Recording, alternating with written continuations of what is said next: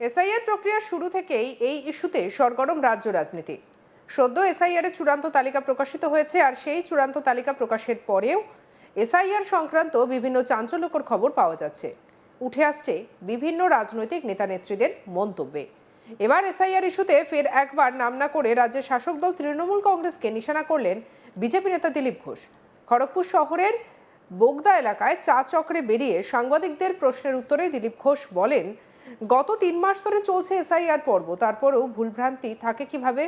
আদালত পর্যন্ত বিষয়টা গড়িয়ে গিয়েছে, কিন্তু যারা ভয়ের মধ্যে ছিলেন তারাই ভয়ের মধ্যে আছেন। তারা সন্তুষ্ট নন এই কারণে যে তাদের জেতা বা হারার প্রশ্ন এসআইআর এর মধ্যে রয়েছে।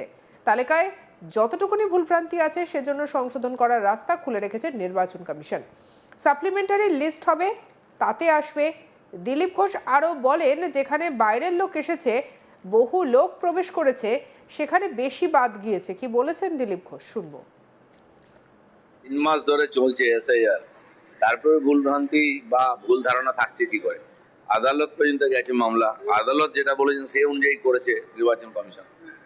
কিন্তু যারা ভয়ের মধ্যে ছিলেন তারা ভয়ের মধ্যেই আছেন, তাদেরকে সন্তুষ্ট করতে পারো না, কারণ জেতা হারার প্রশ্ন তাদের এসআইআর উপরে দাঁড়িয়ে আছে। গতকাল তালিকা বেরোনোর পর অসংখ্য এরকম ঘটনা সামনে আসছে যে যিনি জীবিত তার নাম ডিলিটেড, আবার যিনি মৃত তার নাম তালিকায়। অনেক বিএলও আছেন যাদের নাম বিবেচনাধীন, রিটায়ার্ড পুলিশ অফিসার নাম ওঠে। সেই জন্য অভিযোগ করা, যুক্ত করার রাস্তা খুলে রেখেছে ইলেকশন কমিশন। এখন চলতেই থাকবে, যে সাপ্লিমেন্টারি লিস্ট আসবে তাতে আসবে যাদের নাম অসঙ্গতি যে ভুল আছে তাদের দিয়ে আর অ্যাপ্লিকেশন করা উচিত, যোগাযোগ করা উচিত। মেদিনীপুরের মধ্যে খড়গপুরই সবচেয়ে বেশি নাম বাদ গেছে, কি বলবো? শহরাঞ্চলের নাম বেশি, এখানে বাইরের লোক থাকে, তাদের ডকুমেন্ট নাই এখানে, আর ফলস ভোটারও বেশি থাকে শহরে। গঙ্গার ওপাশেই বেশি নাম বাদ গেছে, এই পাশে নেই। জঙ্গলমহলে নাম বেশি বাদ যায়নি, কারণ এখানে সবাইকে আমরা চিনি, এখানে স্থানীয় লোক। এখানে বাইরের লোক এসেছে, ভুয়ো লোক ঢুকেছে, সেখানেই বেশি বাদ গেছে। মেদিনীপুরে কতগুলো আসন পেতে পারে? মেদিনীপুরে কতগুলো আসন পেতে পারে? সবগুলোই পাবো। বিবেচনাধীন নামের সংখ্যা নিয়ে মুর্শিদাবাদ 11 লক্ষ, মালদা 9 লক্ষ, 24 পরগনা মিলিয়ে 11 লক্ষ, নদিয়া বীরভূম মিলিয়ে 4.5 লক্ষ। অর্থাৎ সংখ্যালঘু জেলাগুলোতে সবচেয়ে বেশি সংখ্যক মানুষের নথি নিয়ে জট। মোট 60 লক্ষ মানুষের মধ্যে এই কয়েকটা জেলাতেই 40 লক্ষ বিবেচনাধীন। যেখানে জনসংখ্যা বেশি, ভিড় বেশি, অপরিচিত লোকের ভিড় বেশি, বিশেষ করে এই বর্ডার এলাকা জেলাতেই বেশি অনুপ্রবেশ হয়েছে। এটা আমরা বলছি না, মমতা ব্যানার্জি 2005 সালে বলেছিলেন পার্লামেন্টে দাঁড়িয়ে স্পিকারের সামনে। তিনি এর উপরে চর্চা চেয়েছিলেন, হয়নি বলে কাগজ ছুড়ে মেরেছিলেন, কিন্তু উনিই বলে দিয়ে এসছেন। তার আধারে আমরা একদিন বলে আসছি যে এত নাম বাদ যাবে, তত নাম বাদ যাবে। তিনিও স্বীকার করেছেন যে 1,20,00,000 নাম বাদ যেতে পারে। এখন সেটা হয়নি, আর এটাই হবে। এবং অনুপ্রবেশকারী যারা ঢুকে পড়েছে, তাহলে একটা লোকের 200 ছেলে, 250 ছেলে কি করে হতে পারে? অবাস্তব ব্যাপার। আর এগুলোই সমস্ত ভুয়ো ভোটার। হিন্দু প্রধান বহু এলাকাতেও কিন্তু বহু মানুষের নাম বাদ গিয়েছে। বাঁকুড়াতে লক্ষাধিক, কলকাতায় লক্ষাধিক, এরকম অনেক হিন্দু প্রধান এলাকায় প্রচুর হিন্দু মানুষেরও কিন্তু নাম বাদ গিয়েছে শুধুমাত্র এই নথি নিয়ে জটিলতার কারণে। এটা বিজেপির বিরুদ্ধে যাবে না? জটিলতার কারণে কিছু না। একটা জেলায় ধরুন 8টা সিট আছে, যদি 1 লাখ বাদ যায় তো কত হল? 10-12 হাজার বাদ যায় একটা বিধানসভা। এর তো মৃত ভোটার এতটাই আছে, যে 24-25 লক্ষ মৃত ভোটার হিসাব করে দেখুন, সেটাই আছে। কলকাতাতে যদি মমতা ব্যানার্জির এলাকায় 44.5 লক্ষ বাদ যায় তখন সন্দেহ হবে। ববি হাকিমের এলাকায় যদি 66 হাজার বাদ যায় তাহলে সন্দেহ হবে, বা 54,000 55,000 ওখানে বাদ গেছে, সন্দেহ হবে। তো আমাদের এদিকে কেন হয়নি? 5,000, 10,000, 12,000। খড়গপুরে এত পপুলেশন, বাইরের লোক, এখানে 22-24 হাজার বাদ গেছে, বাকি তো গ্রামে বাদ যায়নি। যেখানে বাইরের লোকের আনাগোনা, লুকিয়ে থাকার সুযোগ, কেউ কাউকে চেনে না, সেখানে ভুয়ো ভোটার বেশি। আর গত 22 বছর ধরে যে মৃত ভোটারের নাম বাদ যায়নি, তো 22 বছরে যারা মারা গেছেন সেই হিসাবে তাদের ভোট, তাদের নাম রয়ে গেছে, সেগুলো বাদ যাবে।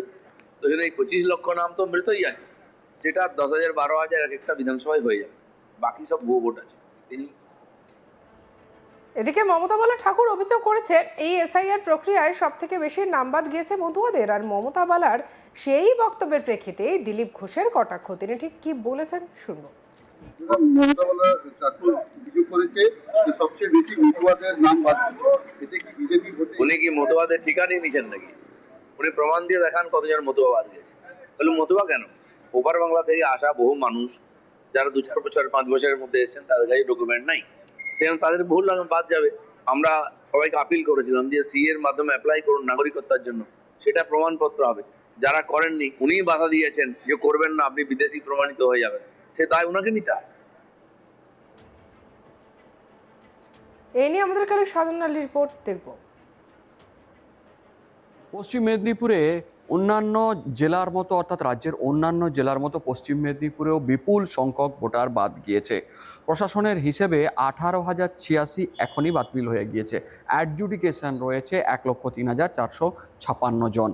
এছাড়াও অন্যভাবে আরও বেশ কিছু ভোটার বাতিল হয়েছে। একাধিক জল্পনা রয়েছে। পশ্চিম মেদিনীপুরের সব থেকে বেশি ভোটার বাদ গিয়েছে বিজেপির যে এলাকা আছে খড়গপুর সদর, সেখানে 3,000-3,500 মতো ভোটার তার নাম বাতিল হয়েছে। এই আবহে খড়গপুরে বিজেপির যিনি নেতৃত্ব দেন সেই দিলীপ ঘোষকে প্রশ্ন করা হয়েছিল। দিলীপ ঘোষ জানালেন এটা আরও বাড়বে, অর্থাৎ এই ধরনের শহরে প্রচুর পরিমাণে মানুষ আসেন এবং তারা চলে যান, কিন্তু তাদেরকে সব ডকুমেন্টস থাকে না। ফলে এটা নিয়ে এত জলঘোলা করার মতো কিছু নেই। শহর তো তাই, এখানে বহু লোক আসে, বিশেষ করে রেল নগরী আসেন যান, তাদের কাছে উপযুক্ত ডকুমেন্টস না থাকার কারণে এটা হতেই পারে। সবাইকে ওভাবে দেখার দরকার নেই। তার দাবি রাজ্য জুড়ে এই ভোটারের যে বাতিল হয়েছে তার সবথেকে বেশি তৃণমূলের প্রতিনিধি, অর্থাৎ মমতা বন্দ্যোপাধ্যায়, ফিরহাদ হাকিম, আরও অন্যান্য তৃণমূলের শীর্ষ নেতৃত্ব, তাদের বিধানসভাতে নাকি এ বিপুল পরিমাণ বাদ গিয়েছে এবং সবথেকে বেশি কষ্ট নাকি তাদেরই হচ্ছে। অর্থাৎ দিলীপ ঘোষের দাবি এই সময় এই এসআইআর পর্বে যে বাতিল হচ্ছে সেটা নিয়ে সবথেকে কষ্ট তাদেরই হচ্ছে, যারা এই ভুয়ো ভোটারের ওপর নির্ভর করে বিধানসভা নাকি নির্বাচনে জয়লাভ করেন। অর্থাৎ পরোক্ষে ইঙ্গিত দিয়েছেন মুখ্যমন্ত্রী মমতা বন্দ্যোপাধ্যায়, ফিরহাদ হাকিম ও চন্দ্রিমা ভট্টাচার্যের মতো শীর্ষ নেতৃত্বদের, যাদের বিধানসভা এলাকাতে মোটা অঙ্কের ভোটারের নাম বাতিল হয়ে গিয়েছে। অর্থাৎ দিলীপ ঘোষ ইনডাইরেক্টলি তিনি বলেই দিলেন যে এই কষ্ট বা যারা সবথেকে বেশি চিন্তা হচ্ছে তাদেরই, যারা এসআইআর নিয়ে প্রতিবাদ করছেন, যারা এই ধরনের ভুয়ো ভোটারের উপর নির্ভর করে ভোটের ফলাফল তাদের নির্ভর করে। সব মিলিয়ে দিলীপ ঘোষ পুনরায় খোঁচা দিলেন এসআইআর ইস্যুতে। ইতিমধ্যে 65 লক্ষের বেশি নাম বাতিল হয়েছে রাজ্য জুড়ে। তার দাবি এটা 1 কোটিতে গিয়ে দাঁড়াবে। এখনও সাপ্লিমেন্টারি সংশোধন সেটা আরও হবে নির্বাচন কমিশনের। এমন একাধিক ইস্যুতে মন্তব্য করলেন দিলীপ ঘোষ খড়গপুরে। পশ্চিম মেদিনীপুরের খড়গপুরে তিনি হাজির ছিলেন, আর সেই দিনই ধর্মেন্দ্র প্রধান সহ শুভেন্দু অধিকারীর পরিবর্তন যাত্রা গড়বেতায় তিনি সেখানে গেলেন না। তার দাবি আমাকে আসানসোলের কুলটি এলাকায় দায়িত্ব দেওয়া হয়েছে। তাহলেও এটা নিয়ে রাজনৈতিক নানা জল্পনা আছে। দিলীপ ঘোষের দাবি আমাকে অন্য জায়গায় দায়িত্ব দেওয়া আছে, তাই সেখানে গেলাম।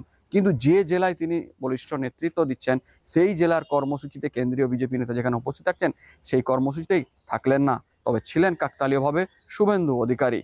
যাই হোক, দুই সভাতে অর্থাৎ দিলীপ ঘোষের মন্তব্য এবং ধর্মেন্দ্র প্রধানের যে মন্তব্য, দুই জায়গাতেই কিন্তু এসআইআর ইস্যু কোনোভাবেই বাতিল হলো না।